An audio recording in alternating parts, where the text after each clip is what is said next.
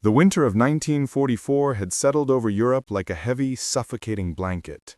Frost coated the shattered ruins of towns, the remnants of factories, and the desolate airfields where the once proud Luftwaffe had staged its desperate defenses. Among the smoke, rubble, and the eerie silence between bombardments, one German pilot, Hans Richter, found himself standing on the precipice of the impossible. A young ace with a record that had once brought fear to the Allies, he was now a prisoner of war, stripped of his wings and thrust into a world where every breath felt like a borrowed privilege. The Americans, having captured him after a daring sortie over the Ardennes, saw not merely an enemy pilot, but a living testament to the Luftwaffe's skill, and perhaps a tool that could rewrite the course of aerial warfare. Hans had flown countless sorties over occupied Europe, the roar of his Messerschmitt engines a herald of death and destruction to those below.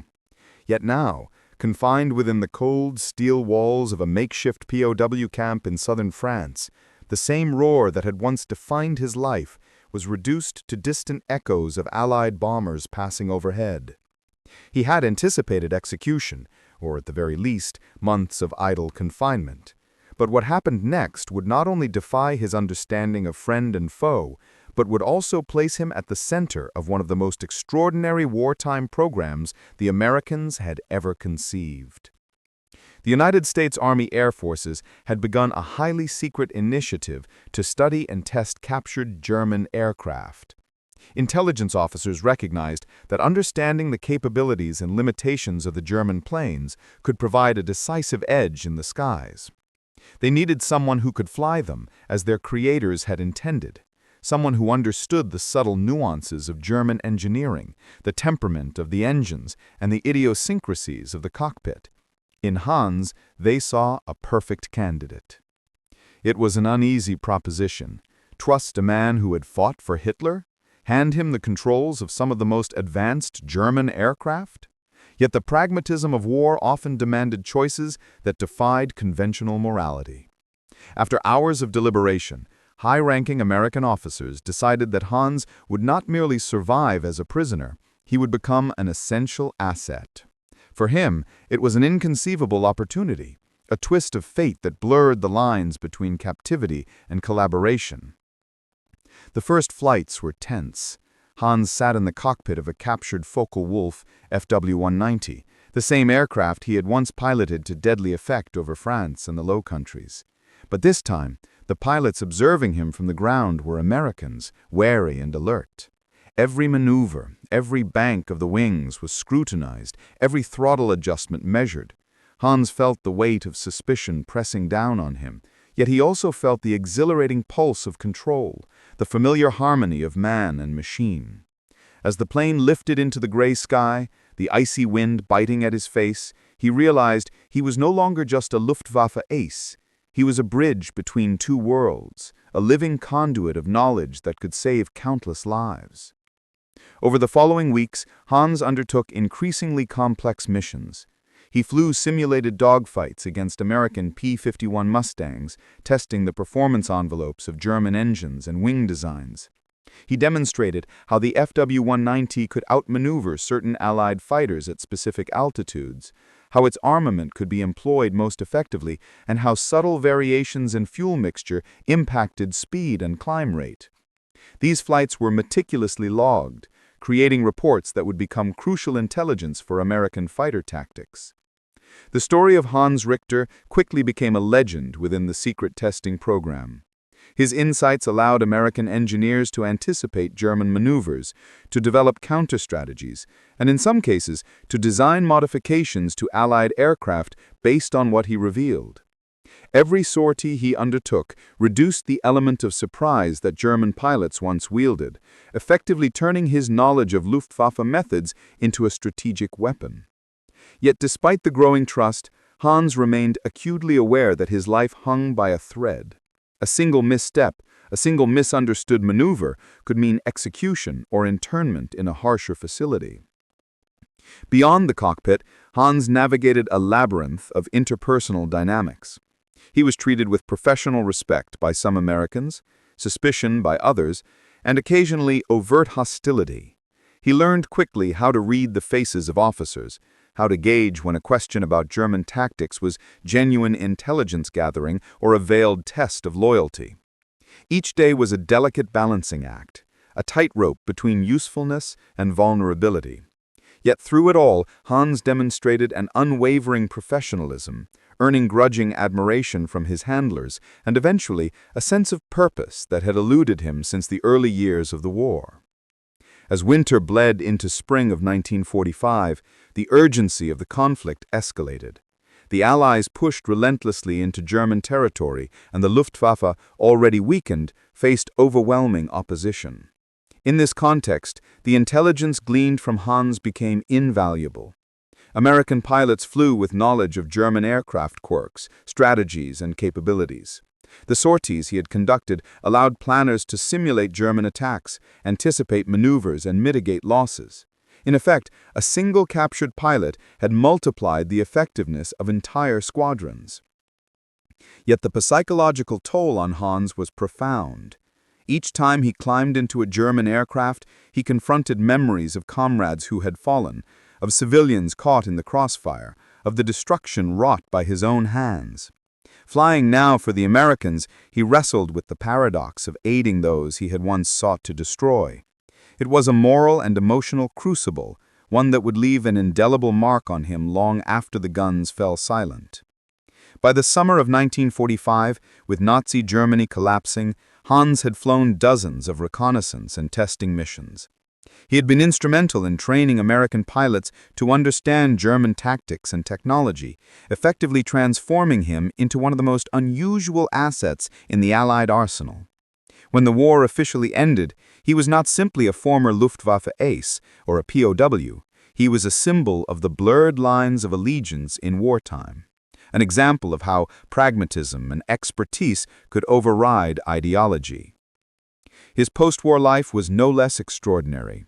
He was debriefed extensively, sharing insights that would influence aircraft design, pilot training, and the strategic understanding of aerial combat for years to come. The Americans, recognizing the value of his experience, facilitated his eventual release and transition to civilian life, while maintaining strict secrecy around the missions he had flown. To this day, few know the full extent of what Hans Richter achieved during those perilous months in Allied hands. In the quiet moments after the war, Hans reflected on the strange twist of fate that had placed him in this position. A soldier trained to fight for one cause, captured by the enemy, and yet transformed into a living instrument of the very forces he had once sought to destroy. It was a story of survival, adaptation, and the profound complexity of human choices in times of unprecedented crisis. The aircraft he had flown, the intelligence he had provided, and the lives he had indirectly saved would remain an enduring testament to the strange and unlikely alliances forged in the fires of war. Even as history books celebrated grand battles and legendary leaders, Hans's contribution remained largely in the shadows, a quiet, powerful narrative of courage, skill, and the blurred lines of loyalty. His story reminds us that war is not only fought on the front lines, but also in the spaces between ideology and pragmatism, fear and trust, destruction and salvation. From the frozen airfields of France to the buzzing skies of post-war testing grounds, Hans's journey encapsulates the paradox of human conflict. Enemies can become allies, and survival can demand choices that defy understanding. Through it all, he remained steadfast in the cockpit, a man defined not only by his nationality or his past, but by the enduring skill and humanity that allowed him to rise above circumstance. The legacy of his flights would ripple through the post-war world. American pilots trained with the insights he had provided, advancing aerial tactics and aircraft development. Engineers applied the lessons learned from his demonstrations to refine the next generation of fighters and bombers. And in a quiet corner of military history, the story of the German pilot who became America's secret weapon endured, a testament to the extraordinary intersections of chance, skill, and the complex humanity hidden within the machinery of war. As spring turned to summer in 1945, The skies over Europe were a mosaic of chaos and triumph. Allied aircraft dominated the heavens, yet every flight carried a lesson drawn from countless tests and observations, many of them guided by the deft hands of a former enemy. Hans Richter, once a pilot trained to strike fear into the hearts of Allied crews, now soared under the American flag. His knowledge a vital instrument in a war that was rapidly approaching its conclusion. Each sortie, each maneuver was catalogued, scrutinized, and translated into tactical advantage. Every climb, dive, and bank became part of a playbook that would save lives, prevent unnecessary losses, and ultimately accelerate the defeat of a crumbling Reich. The Americans, initially wary, had grown to recognize the extraordinary value of Hans's experience.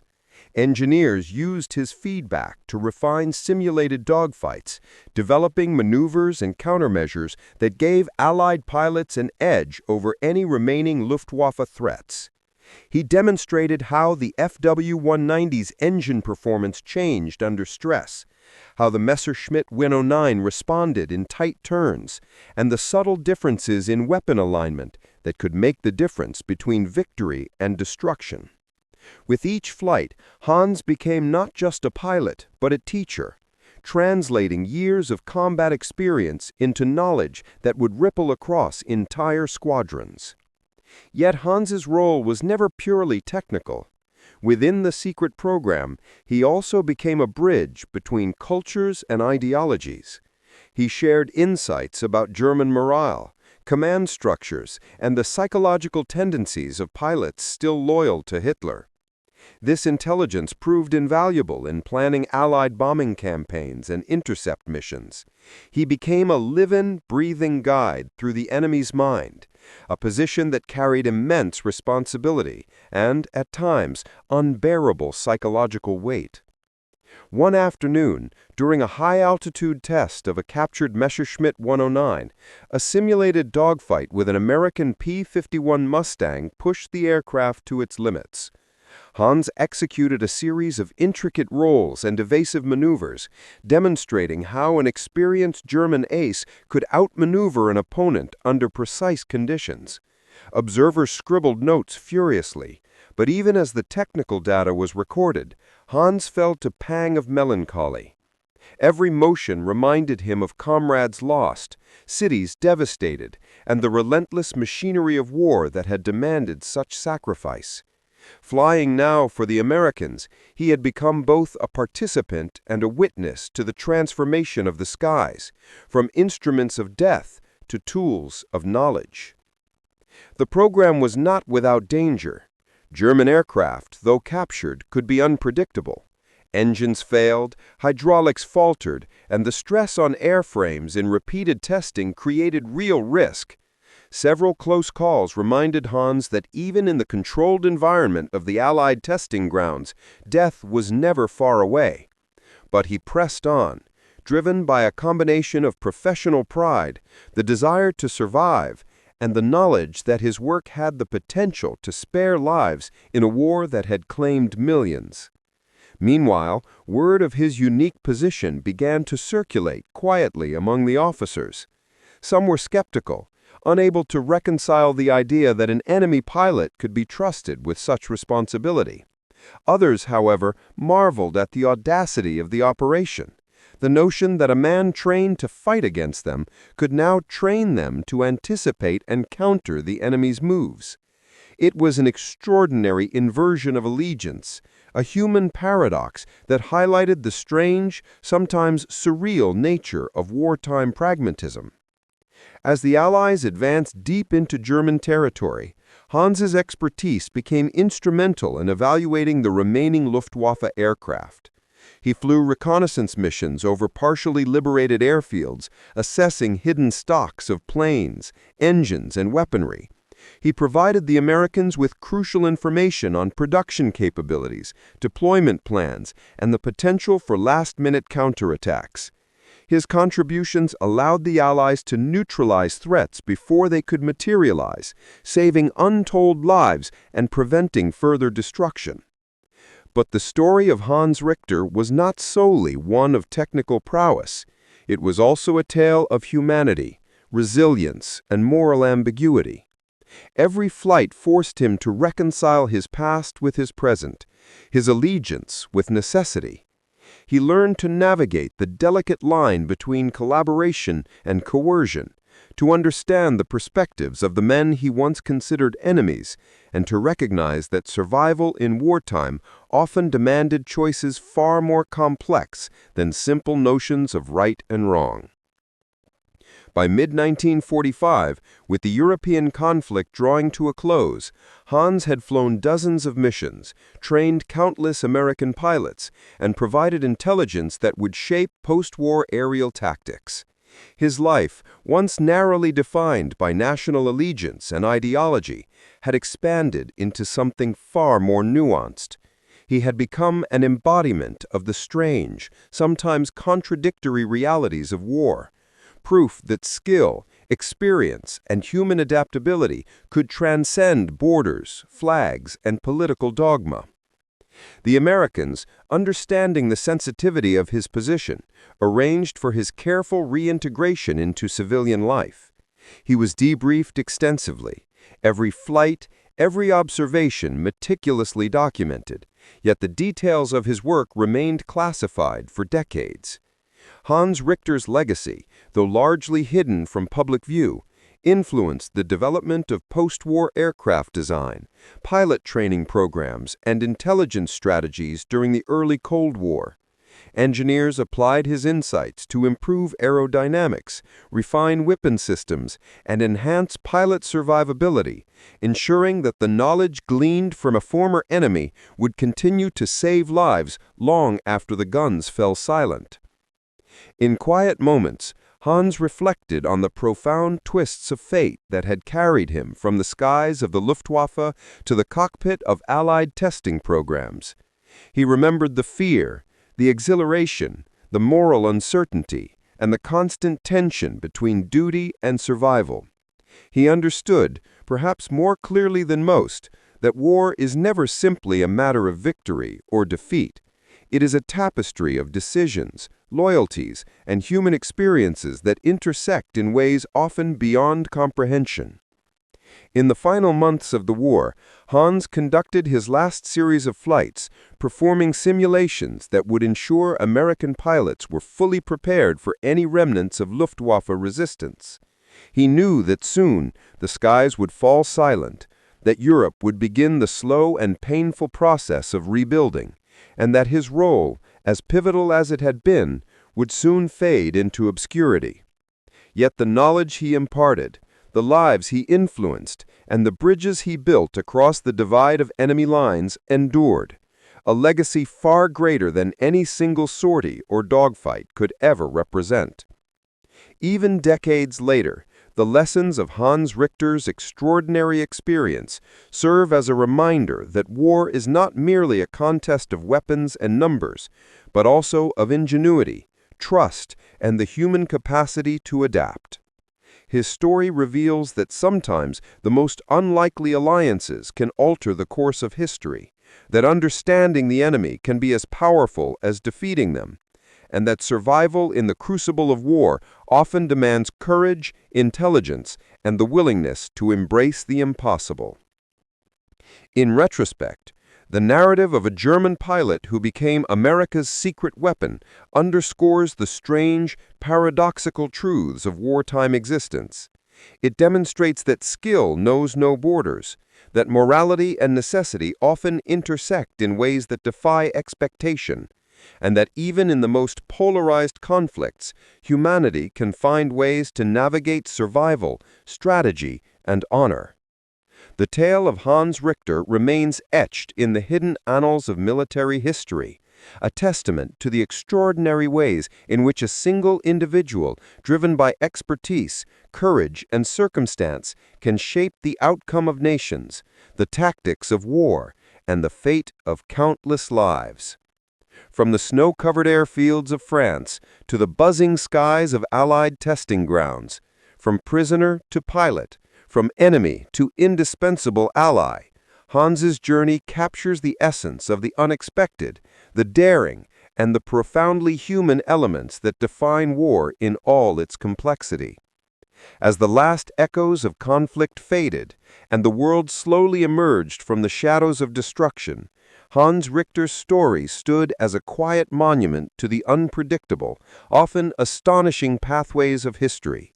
He had flown for one side, then for another, but in doing so, he transcended the boundaries of nationality, ideology, and expectation. In the end, he became not merely a pilot, not merely a soldier, but a living symbol of the intricate, paradoxical, and deeply human nature of war, a reminder that sometimes the most unlikely heroes emerge from the most improbable circumstances. And so, as the sun set over